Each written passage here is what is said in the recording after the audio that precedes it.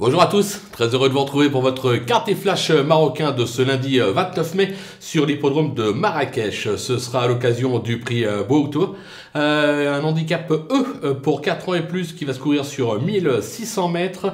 Ils seront 16 à y prendre part, une course qui s'annonce quand même des plus ouvertes. Pas simple en effet de décrypter les différents compétiteurs. Quelques bases qui me semblent plutôt solides derrière, des surprises à attendre.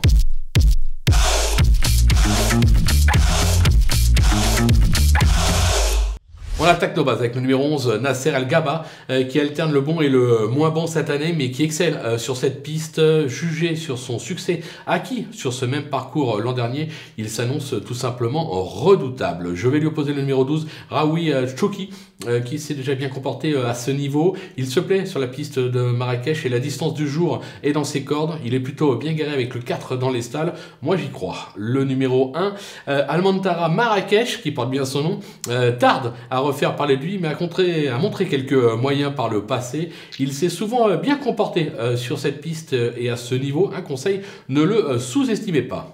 Du côté des opposants, le numéro 10, Nasr Ra, a montré d'incontestables moyens à 4 ans, mais franchement, il tarde à refaire surface, à refaire parler de lui, comme on dit. Alors maintenant, attention, sa rentrée va lui avoir été logiquement bénéfique.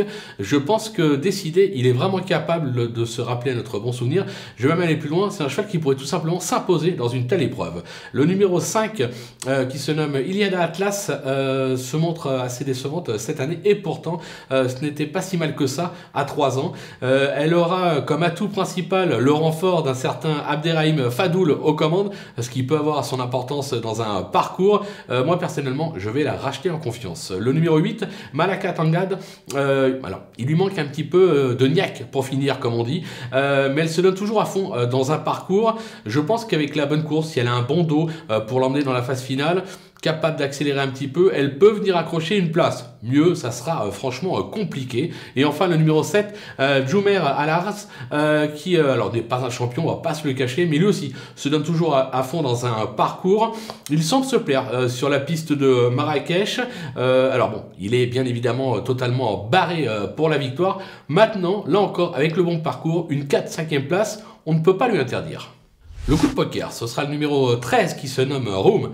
Alors, il déçoit, mais moi, je me souviens d'un succès acquis sur cette même piste l'an dernier. Je crois que c'était un 1800 mètres. Une performance qui pousse quand même à la méfiance. Surtout que son jockey le connaît bien et en tire souvent la quintessence. Voilà, la course est ouverte. Je me dis que lui aussi, avec le bon parcours, on ne peut pas l'interdire pour une place, voire un podium, parce qu'attention, c'est quand même un cheval qui possède un brin de qualité. Voilà, on a fait le tour de ce quartier flash marocain de ce lundi sur l'hippodrome de Marrakech. On va bien évidemment se quitter avec mes conseils de jeu, mon pronostic, et on se retrouve dès demain pour une nouvelle émission.